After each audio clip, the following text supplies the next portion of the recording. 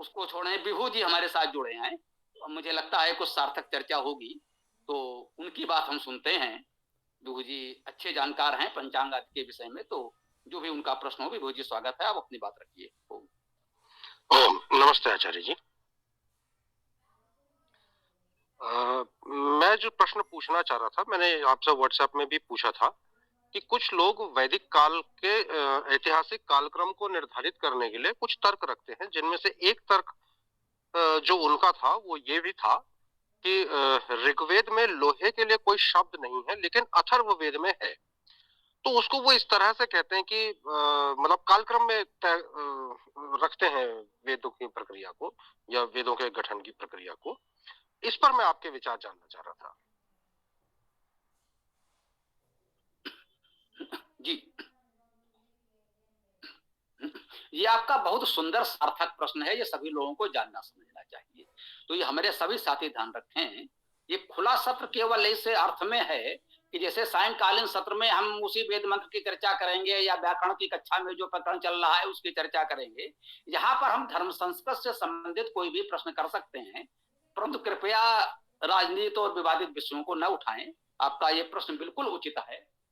देखिए, इसमें हम लोगों का मत ये है कि वेद एक ग्रंथ है, उसमें 4 संहिताएं हैं, अर्थात यूं कहें वेद एक ग्रंथ है जिसके 4 भाग हैं, जिनको संहिता कहा गया है। ऋक, साम, अथर्व, यजु, ये चारों संहिताएं हैं। पहली संहिता या पहला भाग ऋग्वेद है। ऋग्वेद में नाम इसी क्रम से दिए गए हैं, तस्मात यज्ञ सरहुता ऋचा सामान्य जज्जिरे छंदांस जज्जिरे तस्मात यजु तस्मात अजायत। तो उसमें क्रम ये दिया गया, ऋचा सामान्य, पहले ऋचाएं ऋग्वेद, फिर साम, उसके पश्चात छंदांश अर्थात अथर्ववेद, और यजु तस्मात अजायत, सबसे अंत में चौथे स्थान पर तो यजुर्वेद आया। तो हम लोग जो वेदाष्टक पाठ करते हैं वो इसी क्रम से करते हैं।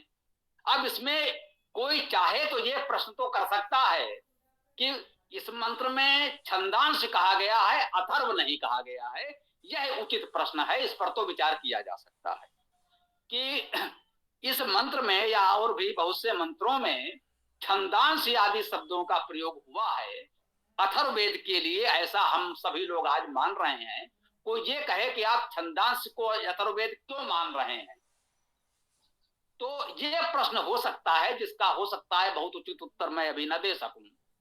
लेकिन सामान्यता ये मान लिया गया है, सभी विद्वान सहमत हैं कि ये छंदांश जो यहाँ कहा गया है और ब्रह्मवेद भी कहीं कहीं कहा गया है, वो अथर्ववेद के लिए कहा गया है।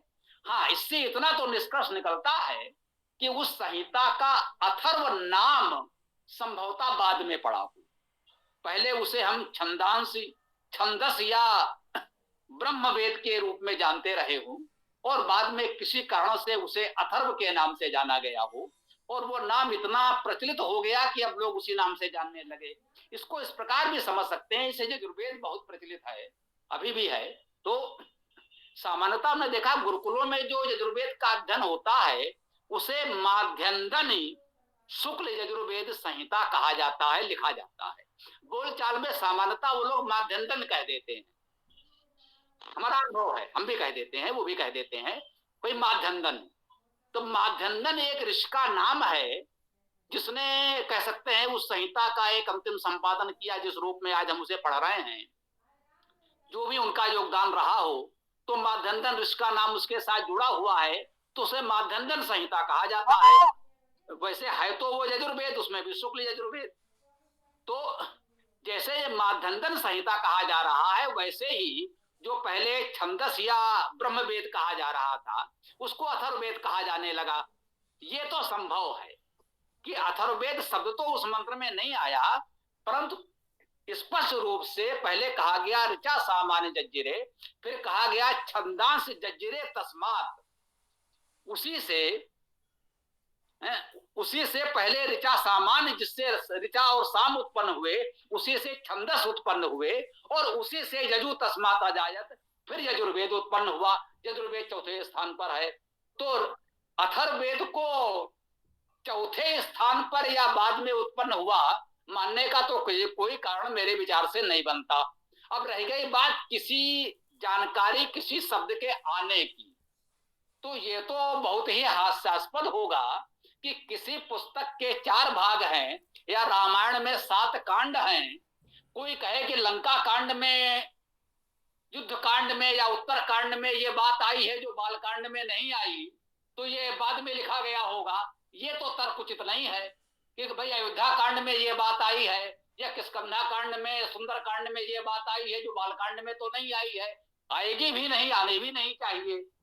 तो भाई चलते गए, जो भी नया वस्तु आदि की जहां भी जो चर्चा हो सकी वो की गई।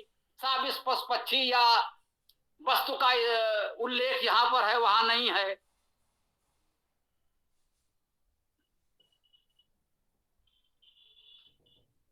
जी आप लोग सुन पा रहे हैं? कोई समस्या तो नहीं आई? नहीं आचार्य सिंह, ठीक है स्वामी जी। कुछ आने लगा था, स्पष्ट आपकी आवाज भी साफ आई, बीच में कोई व्यवधान भी नहीं आया। जी जी ये भी हमारे इसमें कुछ दिखने लगा था, तो ठीक है। तो है ना, आपका ये था कि भाई अथर्ववेद में मान लीजिए कोई शब्द ऐसा आया है जो लोहे का अर्थ दे रहा हो और ऋग्वेद या अन्य किसी 3 वेदों में नहीं आया है। अरे भाई प्रसंग बस वहां कोई चर्चा आई होगी तो वहां पर उसकी चर्चा हो गई, और वहां पर वो विषय यदि नहीं आया तो ये तो कोई तर्क कोई बुद्धिमान व्यक्ति नहीं मानेगा कि इसलिए हम मान लें। हो सकता है और भी बहुत से विषय हो जो अथर्ववेद में ना हो, ऋग्वेद में आए हो, तो कहा जाए ऋग्वेद बाद का है, अथर्ववेद पहले हो गया। तो ये तर्क मेरे विचार से तो बहुत स्वीकार्य नहीं है। और रह गई बात लोहे का उपयोग की, तो वेद में कौन सा शब्द है जिसका अर्थ लोहा और क्यों किया जा रहा है, यह अलग प्रश्न है। मेरे विचार से तो मुझे चारों वेदों में कहीं कोई ऐसा शब्द या उल्लेख नहीं मिला जिसे हम निश्चित रूप से उस अर्थ में कह सकें जिस अर्थ में आज लोहा नामक धातु को कहा जाता है। ओम। जी बहुत बहुत धन्यवाद गुरुजी। मैं इसमें एक बात ये कहना चाहूंगा, जैसे ये जो बात अयस्क की चल रही है ना, ये बात ठीक है, अथर्ववेद में मिलता है ना, लेकिन ये जो लोहा मानने वाली बात है ना, ये वेद के लिए लागू नहीं होती। अलग अलग लोगों ने अलग अलग ग्रंथों में ना इसका अलग अलग वर्णन किया है। मैंने पढ़ा था जब विभू जी से मेरी बात हुई थी, तो इसको शायद सैटर्न से भी जोड़ा था कई लोगों ने, शनि आदि से, वहां पर जो उनका जो भी पाया जाता है वहां पर उसको बोला है शायद याज्ञवल्क्य की संहिता में। और कई अलग अलग ग्रंथों में अलग अलग इसके उल्लेख किए हैं अयस के। जो ये वेद में आता है 2 मंत्रों में, तो वहां पर इसके जितने भी भाष्य हुए हैं, दयानंद सरस्वती जी और अन्य थे जो मैंने देखे थे, तो सब में उन्होंने अर्थ तो लोहा ही किया है, लेकिन लोहा उसका अर्थ लेंगे कैसे ये कहीं पे भी स्पष्ट नहीं होता। जैसा कि मैंने आपसे पूछा था कि उसमें अय धातु है, गति करना अर्थ आता है, तो और जैसे अय है तो इससे अयस से अयस्क शब्द बनता है। अयस्क अलग है और धातु अलग है, लोहा धातु है, अयस्क नहीं है ना। तो और हम धातु को ही उपयोग ले सकते हैं, अयस्क को लेते भी नहीं है ना। तो मतलब बहुत सारी इसमें चीजें हैं। तो एक ऐसा ही है, योग रूढ़ शब्द की तरह है ये। इसका मतलब अलग अलग जैसा प्रचलित मान्यताओं के आधार पे हो गया, तो वेद से तो इसको नहीं जोड़ सकते।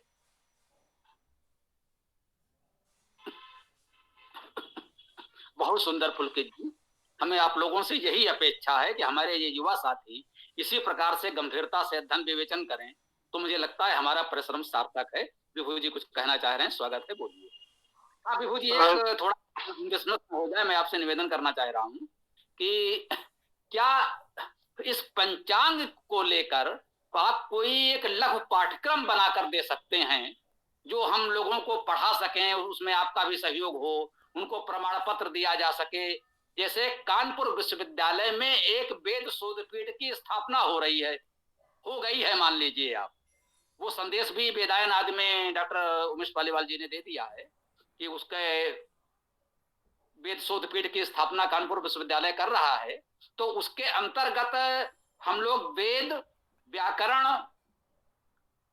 है ना, पंचांग और ये जो विविध विज्ञान प्राचीन ग्रंथों में है जिस पर पुलकित जी कार्य कर रहे हैं, और वैदिक इतिहास, इन 5 विषयों को ले रहे हैं। तो पंचांग पर तो आपसे अधिक जानकार अधिकृत व्यक्ति हमारे पास नहीं है, मेरा विषय तो बिल्कुल भी नहीं है। तो आप चाहें तो एक लघु पाठ्यक्रम बनाकर हमको दे दें, तो हम विश्वविद्यालय को दिखाएं, हो सकता है वो स्वीकार कर लें, तो इससे हमारा आपका कार्य और आगे बढ़ेगा, तो अच्छा रहेगा। अब आप अपनी बात करें, मुझे लगा भूल न जाए इसलिए कह दिया। नहीं, बिल्कुल, बहुत बहुत धन्यवाद। ये पुलकित जी ने मुझसे कहा था।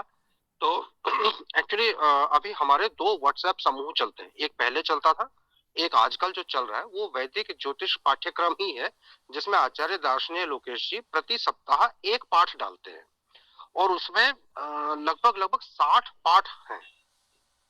तो उनका एक संकलन करके एक पुस्तिका के रूप में प्रकाशित करने का विचार है, क्योंकि आज रोजड़ में भी आदरणीय मुनि सत्यजीत जी ने भी निवेदन करा था, तो एक पुस्तक प्रकाशित करने का विचार है। लेकिन इस समय थोड़ा हम पंचांग के कार्य में ही लगे हुए हैं और ये हमारा जनवरी-फरवरी तक समाप्त हो जाएगा।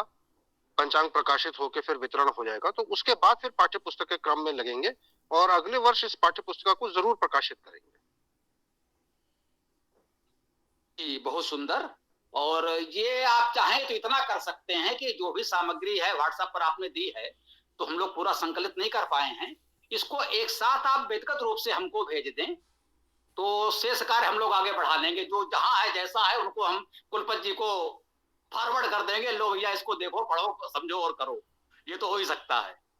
वो संकलन मेरे पास है, वो मैं भेज दूंगा। लेकिन सिर्फ इतना है कि वो ना पाठ्यक्रम के रूप में क्रमिक रूप से नहीं है।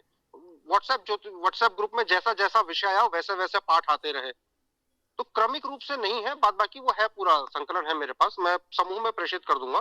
पीडीएफ फाइल है और मेरे ख्याल में 60 पाठ है उसमें। हाँ, वो पीडीएफ आप हमको दे दीजिए पर्सनली। और जी मैं बिल्कुल भेज दूंगा। कर दूं, नहीं कहना चाहिए कि डॉक्टर उमेश पालीवाल जी हमारे संरक्षक हैं। पालीवाल प्रकाशन, हमारा जो भी प्रकाशन है सब उन्हीं के सहयोग से हो रहा है, और वही इस वेदपीठ के प्रमुख कर्ता धर्ता है, ये भी जान लीजिए। तो इतना तो बनता है कि आपका पंचांग उनको ससम्मान भेज दिया जाए। उसका शुल्क बहुत अधिक नहीं है, वो कोई समस्या नहीं है, लेकिन जैसे बहुतों को आप भेजते हैं, हमें जानकारी है, तो मुझे लगता है कि इतना किया जा सकता है, ये तो समझें। उनका एड्रेस मिल जाएगा तो भेज देंगे। वो हमारी सभी पुस्तकों में है।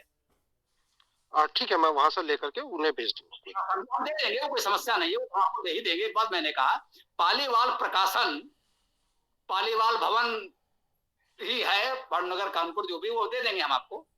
तो इतना कर दीजिएगा, हो जाएगा, अच्छा रहेगा। तो अब आप जो कहना चाह रहे हैं बात रखिए। मैं पुलकित जी की बात पर कहना चाह रहा था, उनकी बात बिल्कुल सही है। मेरी समझ भी यही है। ये प्रश्न सिर्फ इसी उसमें उठाया था क्योंकि कुछ चर्चाएं मैं सुन रहा था जिनमें वैदिक कालक्रम को निर्धारित करने की बात हो रही थी कि वेद कितने पुराने हैं, कितने वर्ष पुराने हैं।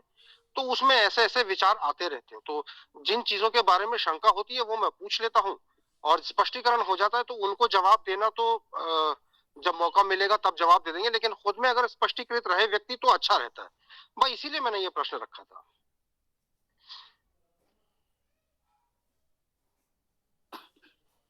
जी, अति उत्तम, यही हम सभी मित्रों से चाहते हैं। ये इसीलिए तो हमने ये रखा है साप्ताहिक सत्र, सब लोग जुड़े और जो भी प्रश्न हो धर्म संस्कृत से संबंधित खुलकर करें। बस इतना ही रखें कि इसे हम दलगत राजनीति या विवादों का अखाड़ा न बनाएं, उससे अनावश्यक हमारा समय और ऊर्जा नष्ट होगा। जिसे आपने बहुत उत्तम प्रश्न रखा, और ऐसे प्रश्नों पर हम लोग निरंतर चर्चा करते रहें। आप हमारे साथ जुड़े रहें और चर्चा करते रहे। अन्य हमारे किसी साथी का जो भी प्रश्न हो, धर्म संसद से संबंधित कोई भी प्रश्न कर सकते हैं। वैसे अब पर्याप्त समय हो गया है, फिर भी हम कोई प्रश्न नहीं